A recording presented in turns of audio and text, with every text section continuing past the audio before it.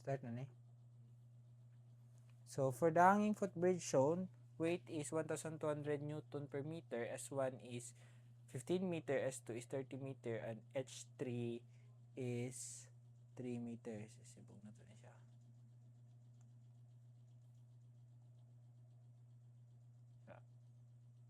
So, asa mang H3 ani?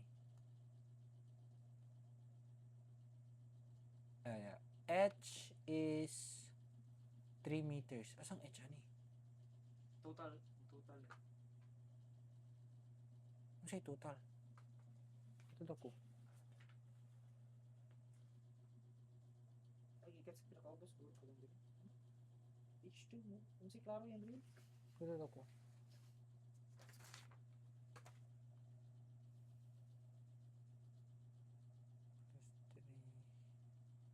S1 is kani siya diri H1 ni. H1 ni siya. H1 is 3.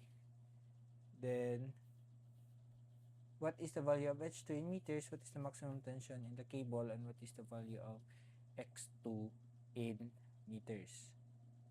So, una A.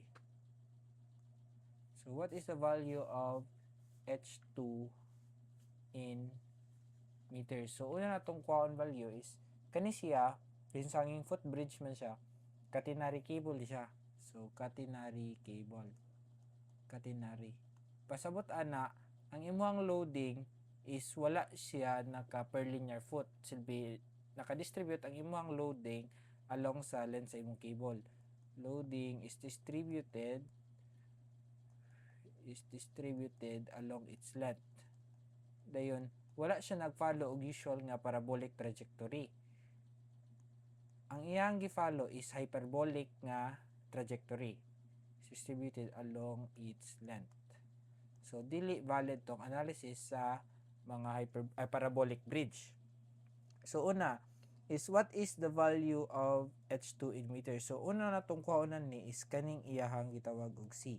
Ang C nato is wala po ko ma-explain niya pero like gikan sa imuhang pinaka bottom sa cable is naa siya murag imaginary distance. Mura siya directrix gani sa parabola.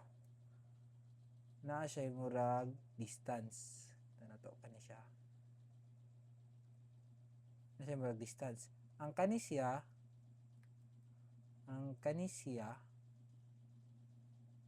is mauni ang imuhang C.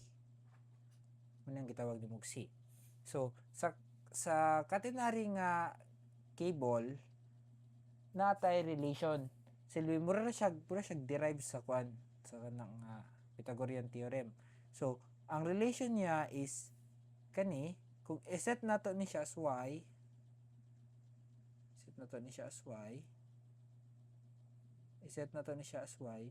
makaderive tag y squared is equals to s1 squared plus c squared. Na, silbi, ang kaning y is kaning nga distance. Y is kaning nga distance. Dayon is equals to s squared kani plus c squared. So, gamit nga equation, makakuha ta sa C1. So, ang y nato is C plus ang kaning H1. Ang H1 diri is kani 3. Ne. So, 3 meter ang imuhang H1. So, C plus 3 squared is equals to S1 nimo gihatag na siya 15 squared plus C squared. So, makakuha tag value sa C. So, pila man siya? Alpha x plus 3 squared alpha equals to 15 squared plus x squared. Shift solve. So, x is 36 or C is 36 meters. So, kung nanatay C diri, ang kaning C dili mausab. So, C pud ni siya sa bikas nga side since unsymmetrical na nato ang catenary cable. So, using the same relation, ari sa pikas, C plus H2 squared. So, ang C nato is 36 meters. 36 meters plus H2 squared So kani siya. Kani. Na since kani siya is C man ni siya, na H2, so ang ato ang total Y is H2 plus C. So 36 plus H2 squared is equals to S1 squared kani 30. So 30 squared plus C squared nga 36 squared. So mga tag H2. So 36 plus X squared is equals to 30 squared plus 36 squared. Shift solve.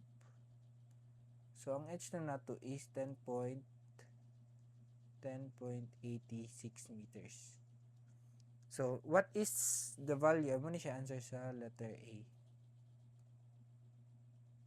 So what is the value of the maximum tension in the cable? So ang diri sa catenary is lahi ang iyang kwan, lahi ang iyang analysis sa iyang mga forces. Since kani siya do valid ang equilibrium forces like summation sa Fy, summation sa Fx, summation sa moment.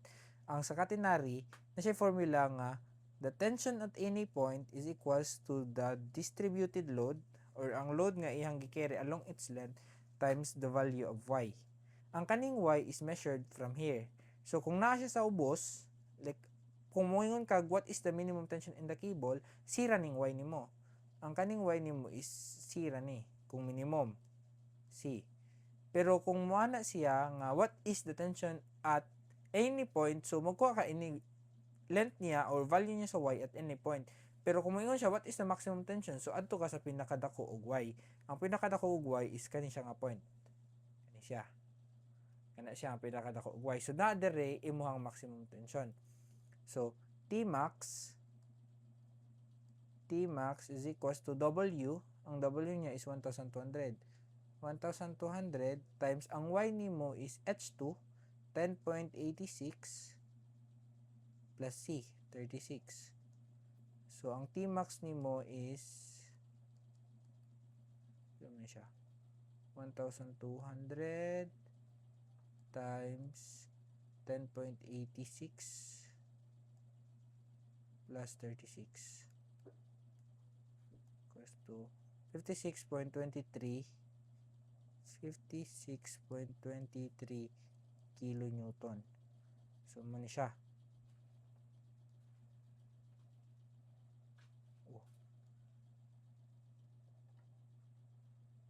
Sunod is letter C.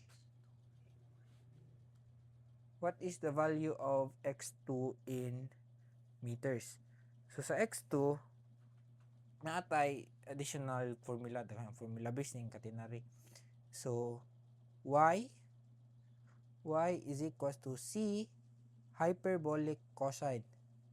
Hyperbolic cosine sa X over C. Na y is equals to C hyperbolic cosine sa C. Napagin siya lang formula kung dili ni siya y sa kung S like kaning length sa imuhang cable, kani siya is C hyperbolic sine sa X over C. Ana ni nako siya pag unsa ni siya pag sag-uba like kung Y is naka-cosine siya silbi murag nakaani imong theta then kani siya is naka-cosine, diba? Then ang kani siyang length sa iyang cable is naka-sine. Murag ana ra ako ang analysisan niya ba para maka di malimot ang Y kay cosine. So i-substitute na nato, substitution naman lang ni y is pila man siyang y. So ang y nimo since x2 man ang gipangita, so kani nga y. So ang y nimo is 10.86 plus 36. So H2 plus C is equals to C 36 hyperbolic cosine sa X over C nga 36. So shift solve, ang X nimo kay 10.86 plus 36. Alpha equals to 36 hyperbolic. So kani siya, kani hyperbolic hyperbolic 2, hyperbolic cosine sa x over c, which is 36. Ship solve. So 27.3 meters. 27.3 meters. So mura na siya. Mao yan sa jo. Oh, ang galing, ang galing.